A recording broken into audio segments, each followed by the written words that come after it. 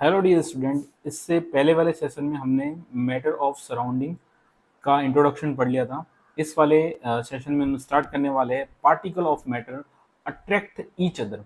जो particle of matter रहते हैं वो अपने आप को अट्रैक्ट करते हैं एक दूसरे के, और यहाँ से हमको स्टार्ट करना है। ठीक है ना। Characteristic of particle of matter, characteristic of particle of matter से स्टार्ट करेंगे। तो इसमें क्या क्या चीज होगी वो सारी हम वन बाय वन रीड करेंगे और देखेंगे इसके अंदर। सबसे पहले हम पढ़ने जा रहे हैं characteristics of particle of matter. मतलब जो पार्टिकल ऑफ मैटर है ना, उसकी क्या करेक्टरिस्टिक्स है वो सारी चीजें हम डिस्कस करने वाले हैं। तो वन बाय वन हम सारी चीजें रीड करेंगे और उसके साथ साथ समझाता जाऊंगा कि ये कहना क्या चाह रहा है। ठीक है। तो सबसे पहले इसमें लिखा हुआ है particle of matter have space between them.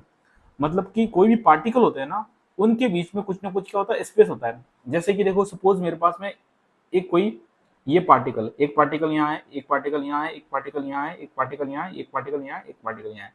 तो देखो इनके बीच में स्पेस है, इनके बीच में स्पेस है, इनके बीच में स्पेस है, ये देखो स्पेस है, ये स्पेस है। तो ये इस स्पेस की बात करें, मतलब कि इनके बीच में कुछ ना कुछ क्या होगा, स्पेस होगा। पार्टिकल ऑफ मैटर के बीच में कुछ ना कुछ क्या होगा, स्पेस होगा।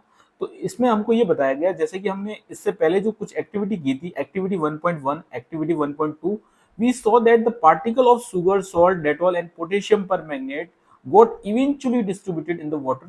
ठीक है ना। हमने जो पहली एक्टिविटी की थी 1.1, 1.2 एंड उसके अंदर हमने ये देखा था कि sugar, salt and potassium permanganate है ना, उनके पार्टिकल क्या हो गए थे, वाटर के अंदर पूरी अच्छे से डिजोल्व हो गए थे।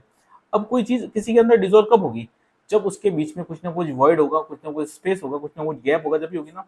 तो when we make a tea, जब हम चाय बनाते हैं, कॉफी बनाते हैं, और जब लेमोनेड बनाते हैं, मतलब कि नींबू पानी बनाते हैं, the particle of one type of matter get into the space between them particle of each other। तो वो पार्टिकल ऑफ मैटर क्या होता है ना, उनके बीच में एडजस्ट हो जाते हैं। ठीक है ना। This show that there is enough space between the particle of matter. इससे ये पता चलता है कि किसी भी पार्टिकल ऑफ मैटर के बीच में एक अच्छा खासा क्या होता है, स्पेस होता है, जिससे कि जो दूसरे पार्टिकल है वो उसके अंदर जाके क्या हो जाए, एडजस्ट होता है। तो इससे ये पता चलता है, ये सारी चीजें हमने देखी। उसके बाद में क्या दे रखा है वो देख लेते हैं। उसके बाद में देखो कुछ एक्टिविटी दे रखी है, उस एक्टिविटी से पहले इन्होंने एक हेडिंग दे रखी है। वो हेडिंग क्या है, पार्टिकल। वो हेडिंग क्या है, particle of matter are continuously moving. इस चीज का बहुत ही ज्यादा सिग्निफिकेंस है। काफी बच्चों को ये चीज समझ में नहीं आती है ना।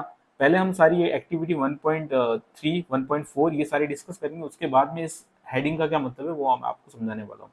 तो एक्टिविटी 1.3 के अंदर क्या बताया गया है, put an unlit incense of stick in the corner of class. ठीक है ना। आपको क्या लेनी है, अगरबत्ती लेनी है और बिना जलाए उसको अपनी क्लास के कॉर्नर में लेके रखना है।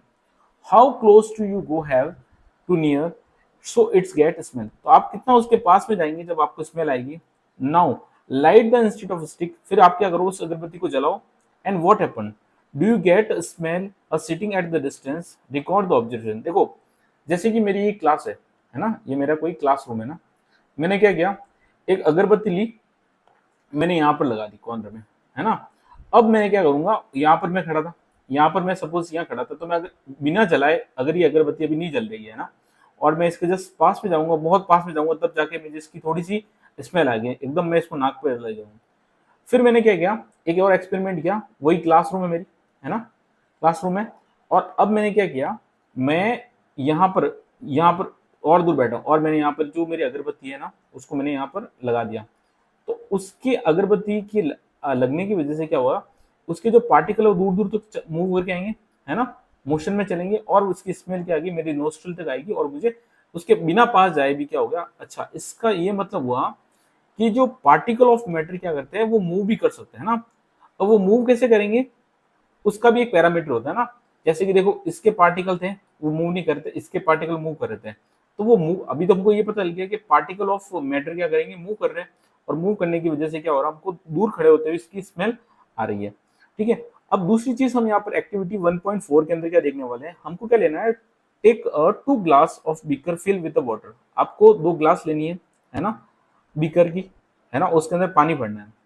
Put a drop of blue and red ink. जैसे कि देखो, मैं आपको डायग्राम बना के समझा दूँ। सपोज मेरे पास में ये क्लास है, ठीक है, और ये दूसरी क्लास है, ठीक है। तो इसमें बोला है पुट अ ब्लू, और तो मैं क्या करता हूँ, ब्लू ले लेता हूँ, रेड नहीं लेता हूँ। मैंने यहाँ पर क्या जो ब्लू इंक है वो इसमें डाली, है ना। उसके अंदर पहले से क्या है, केयरफुली, और इसके अंदर पहले से क्या पानी भरा हुआ है, वाटर है। इसके अंदर क्या है, पहले से क्या है, वाटर है। तो मैंने इंक डाली, है ना। और दूसरे में क्या क्या है, यहाँ पर मैंने दूसरी जो मेरी बीकर था उसके अंदर मैंने हनी डाला, और इसके अंदर भी पहले से क्या था, पानी था। तो आपने क्या ऑब्जर्व किया, हमने ये ऑब्जर्व किया। तो इसमें पहले एक बार एक्टिविटी पढ़ लेते हैं, फिर इसके बाद में हम क्या ऑब्जर्व किया क्या नहीं किया वो देखेंगे। Leave them undisturbed in your house at the corner, मतलब कि आप इनको बिना डिस्टर्ब किए छोड़ दो, इनके अंदर कोई भी चीज मिक्स नहीं करना है। And record the observation, what do you observe immediately after the adding the ink.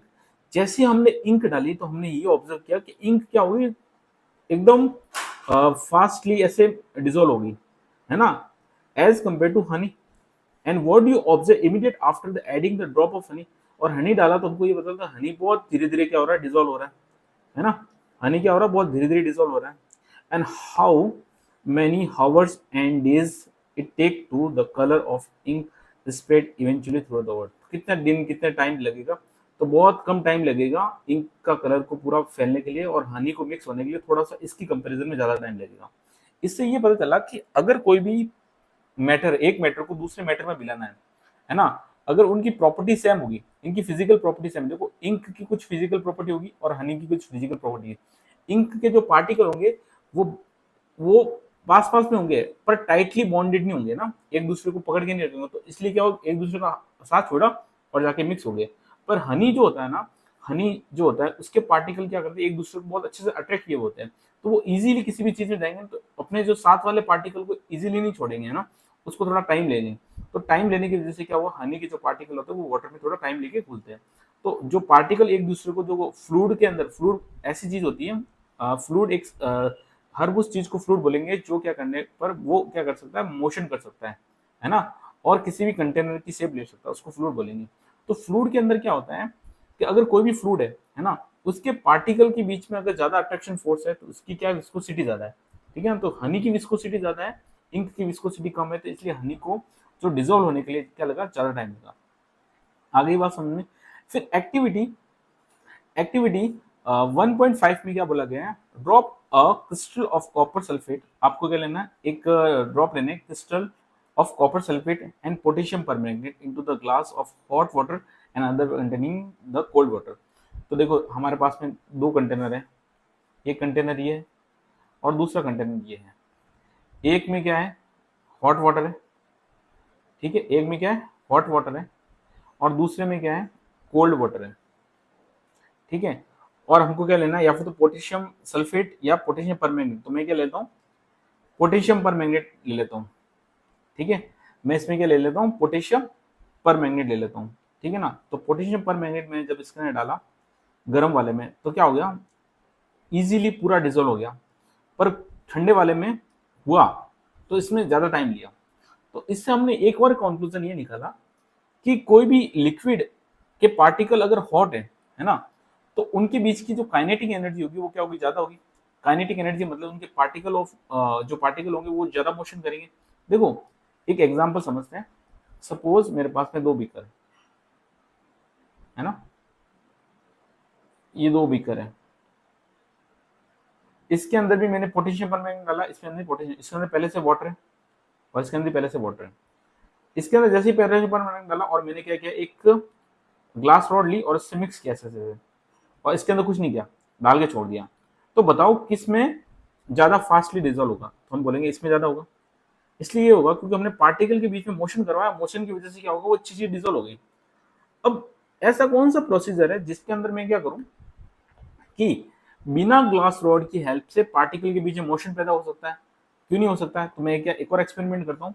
मैंने क्या लिया, ऐसे लिया और दो बीकर लिए और दोनों के अंदर क्या डाला, पोटेशियम परमैंगनेट डाला, है ना। दोनों के अंदर मैंने क्या डाला, पोटेशियम परमैंगनेट दोनों में डाला। एक के नीचे आग लगाई ऐसे और एक के नीचे कुछ नहीं किया, मैंने नॉर्मल रखा, ठीक है ना। तो अब इसमें क्या होगा, आग लगाने की वजह से इसके वाटर के जो पार्टिकल होंगे उनके बीच में काइनेटिक एनर्जी बढ़ जाएगी, काइनेटिक एनर्जी बढ़ जाएगी, जो ग्लास रोड काम कर रही थी मिक्स करने का, अब वो क्या करेंगे, पार्टिकल कर देंगे। इसलिए जो हॉट वाटर होगा उसके अंदर कोई भी चीज क्या होगी, जल्दी से डिजोल्व होगी, और जो कोल्ड वाटर होगा, जो कोल्ड वाटर होगा उसके अंदर कोई भी चीज़ डिजोल्व होने में टाइम लगेगा as compare to hot.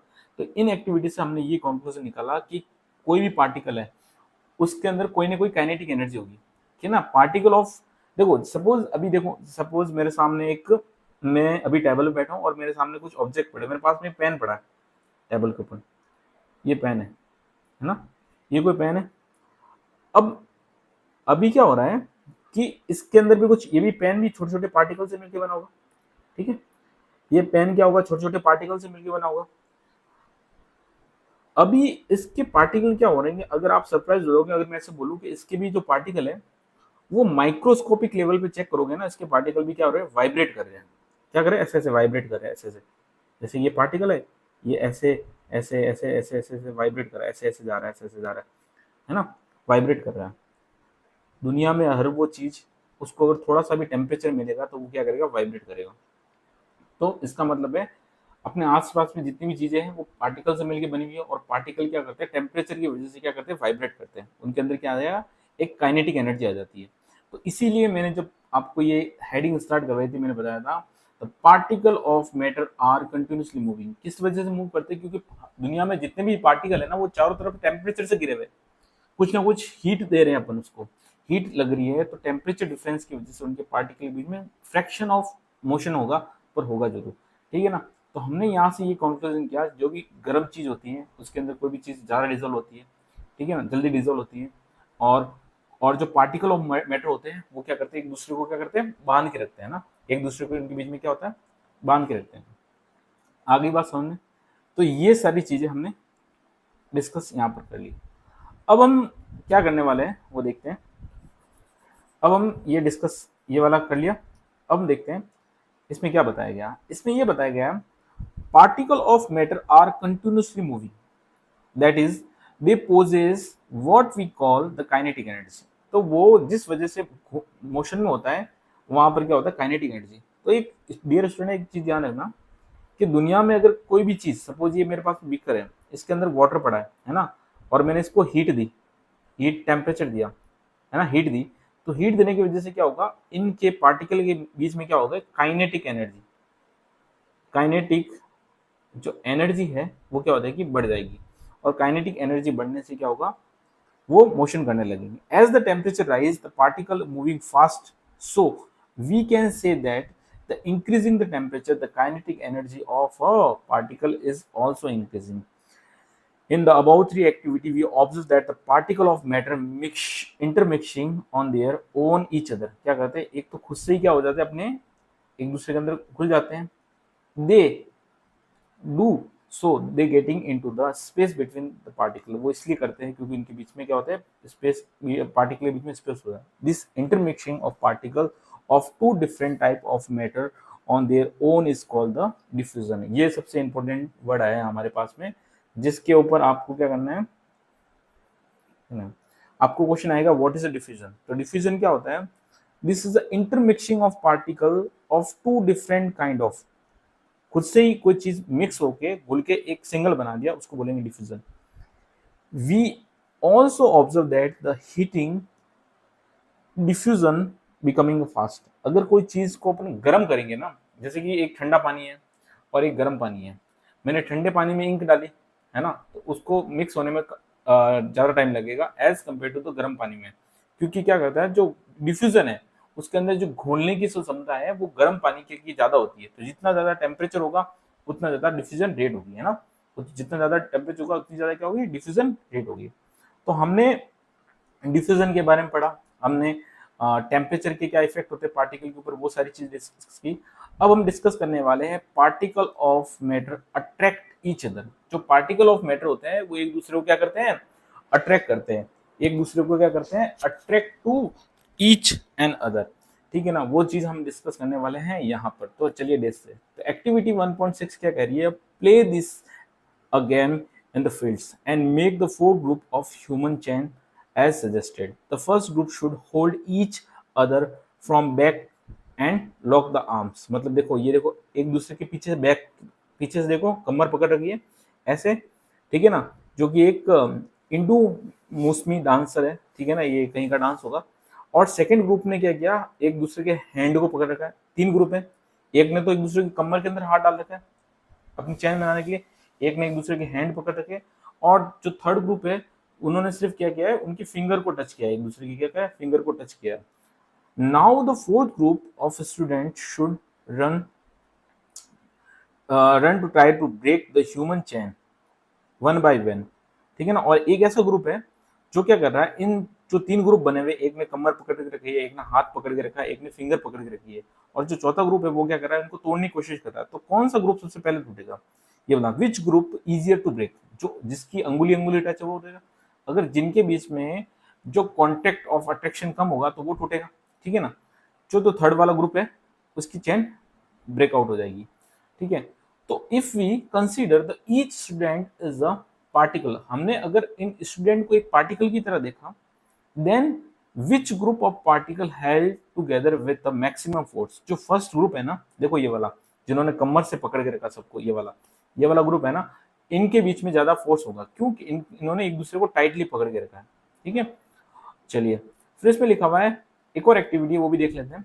Activity है 1.7, इसमें क्या है, take an iron nail and piece of chalk and rubber, try to breaking them by the hammering and cutting and stitching.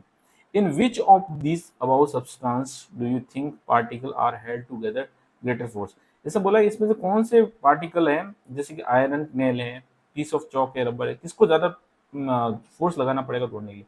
Obvious है आयरन, ठीक है ना। आयरन के पार्टिकल को क्या होगा, ज्यादा तोड़ना बहुत मुश्किल होगा क्योंकि एक दूसरे के बीच अट्रैक्शन फोर्स ज्यादा होता है।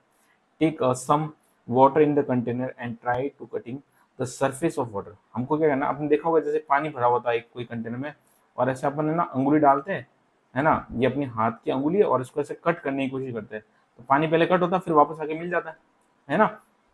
ये सब आपने ऑब्जर्व किया हुआ। And try to cutting the surface of the water your finger were you able to cut the surface of water, what could be the reason behind the surface of water remaining together, क्या reason है कि पानी को जैसे आपने cut किया फिर भी वो वापस क्या आ गया अपनी जगह पर गया। These about the activity suggested that the particle of matter have the force of attraction between them. This force keep the particle together and strength of this force attraction is very one kind of matter to another. तो इससे ये पता चलता है कि जो कोई भी पार्टिकल ऑफ मैटर होते हैं ना, उनके बीच पार्टिकल के बीच में क्या होता है, कुछ फोर्स होता है, और ये फोर्स ऑफ अट्रैक्शन वेरी करता है एक पार्टिकल से दूसरे पार्टिकल। तो डियर स्टूडेंट, आज के हमने इस सेशन में क्या क्या कंप्लीट किया, आज के हमने इस सेशन के अंदर जो जो जो चीज़ें हमने कंप्लीट की वो देखते हैं। हमने यहाँ पर आज कंप्लीट किया characteristic of particle of matter, ठीक है ना। उसके बाद में कुछ एक्टिविटीज़ की है, ठीक है। और फिर हमने देखा है particle of matter are moving continuously, ये सारी चीज़ें समझी है। और फिर हमने देखा particle of matter are attract to each other, ठीक है ना। ये सारी चीज़ें हमने यहाँ पर डिस्कस की है इस वाले चैप्टर के अंदर। कुछ इंपॉर्टेंट चीज़ें हमने जैसे कि डिफ्यूजन का मतलब समझा, attraction force of particle between, ये चीज़ देखिए, ठीक है ना। ये सारी चीज़ें हमने इस वाले सेशन के अंदर डिस्कस की है। Thank you so much for watching this session.